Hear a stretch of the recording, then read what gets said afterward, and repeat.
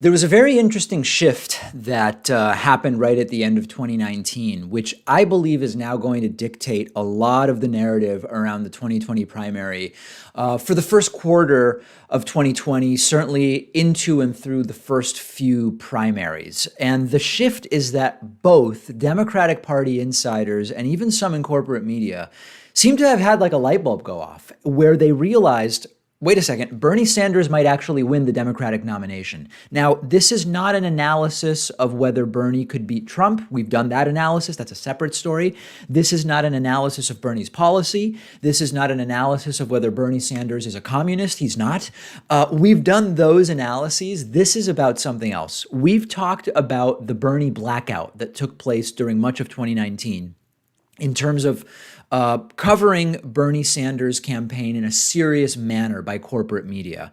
And we've also talked about the attitude of some in the DNC that Bernie simply can't win. Others, on the other hand, believe that Bernie could win and were scared, so they were meeting about how to try to stop Bernie. Famously, Pete Buttigieg was even included in some of those early Stop Bernie sort of meetings that were taking place about how can we make sure that we deny Bernie Sanders the nomination. But in the last few weeks of 2019, things changed. We'll talk about the fundraising piece in a little bit.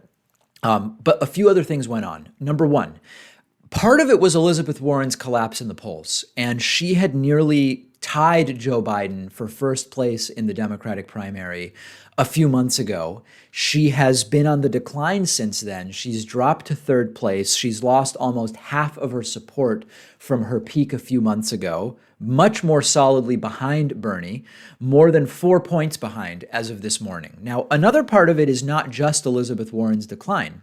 What we've seen, if you look at polling, is that many candidates were up and down and sometimes eventually out.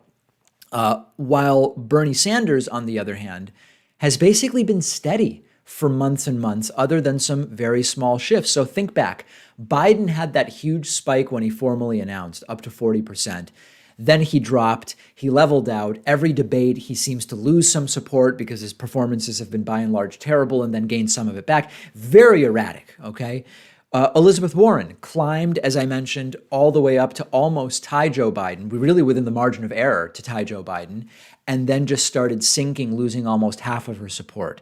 Kamala Harris, she climbed all the way up to 15 after one debate in which she had one of these kill shots against, punching my microphone, against Joe Biden. But then she relatively quickly fell. She ended her campaign a couple of weeks ago, as we told you. Julian Castro just announced that he's ending his campaign. Pete Buttigieg had an upswing, didn't really seem believable to many people, and he has settled back down basically to where he was. And this entire time, Bernie Sanders has been holding steady. Even his heart attack, only a relatively small bump. Now, there's two ways to interpret that, and I have no interest in pulling the wool over your eyes. One way to interpret that is that Bernie Sanders has a very solid base of support from which to build, and now the question is, how does he build it? And we'll talk about that. The other way to think about this is that Bernie has basically maxed out, that Bernie has hit his ceiling, and barring some very unlikely circumstances, it's great for Bernie that he's held roughly the same level of support for a while, but he's incapable of growing that support. Those are two different opinions about this, and we'll talk about that. Now, just before the new year, you saw Democratic officials, party operatives, pundits, all starting to take Bernie Sanders more seriously. David Brock is a big Democratic insider. He was a Hillary Clinton ally in 2016. He ran a pro-Hillary PAC in 2016. I was on a panel with him at Politicon back in 2018. He said, quote, "It may have been inevitable that eventually you would have two candidates representing each side of the ideological divide in the party. A lot of smart people I've talked to lately think there's a very good chance these two end up being Biden and Sanders." Now, there's no denying that Bernie Sanders is solidly not in first place. The more I look into things, the more I believe the polls about Joe Biden and that Joe Biden is solidly in first place. I know that there are a lot of people in my audience who don't want to acknowledge that. What I have been increasingly realizing, and a call we got last week or earlier this week actually solidified that, some of us are so enmeshed in online politics where we say, Where are these Biden supporters? I'm not coming across any of these Biden supporters. It feels like we rarely come across them. Remember that call I got explaining, for a viewer explained that at Christmas, all of their relatives are completely in for Biden. They are not voters that are part of the online world that we exist in. And I believe this applies to millions of Americans. So I do believe Joe Biden is in first place. I am increasingly thinking about how could the Bernie Warren support be consolidated, because I do believe that if it could, Joe Biden would no longer be the front runner, but we'll be talking more about that. As far as today's conversation, Bernie Sanders solidly in second place, being taken more and more seriously by the establishment and by corporate media. The question now is, what can push Bernie Sanders over the top, if anything? It seems as though Elizabeth Warren, going by the polls, does not have what it takes to go the distance, her support eroding by almost 50% over the last few months. The debates aren't going to help Bernie. I mean, we've had a bunch now. It's not moving Bernie's support. I know that I still have people in my audience who say, David, at the next debate, if Bernie does X, if Bernie does Y, he will take support from Biden, Warren, whoever. It's not going to happen in that way unless someone seriously blunders during an upcoming debate, someone who has significant support, being Biden, Warren, maybe Buttigieg. But the further in you get, the less debates move the needle unless someone really blunders. There's a bigger chance that Bernie blunders and loses support than there is that in the debates Bernie overtakes Joe Biden. That's not about Bernie, okay? Understand that this is just the way debates work. The further in you get, the more candidates are known, the more their positions are known, the smaller the possibility of making large gains from the debates becomes. So it becomes a mathematical question. It's also a political question.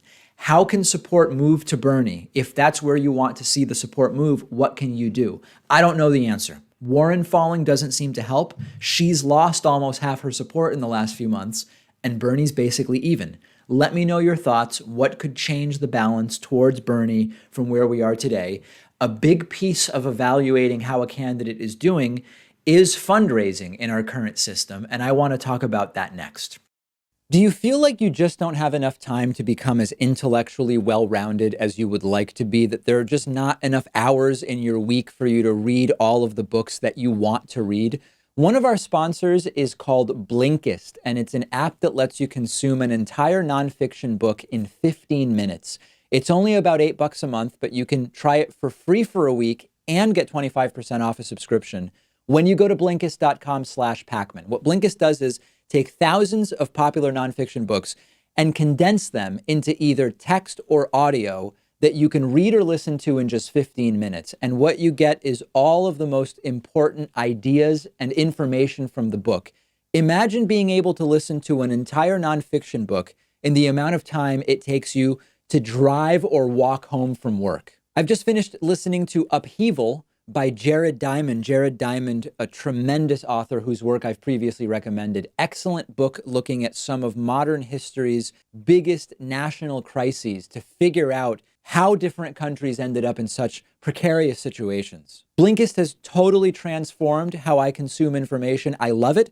Of course, I read a book in its entirety when I can, but there are simply just so many books that I want to read and would not have the time for if it weren't for Blinkist. They have books on politics, economics, philosophy, science, you name it. You can try it out yourself, totally free for a week, and get 25% off if you decide to subscribe just by going to Blinkist.com/Pakman.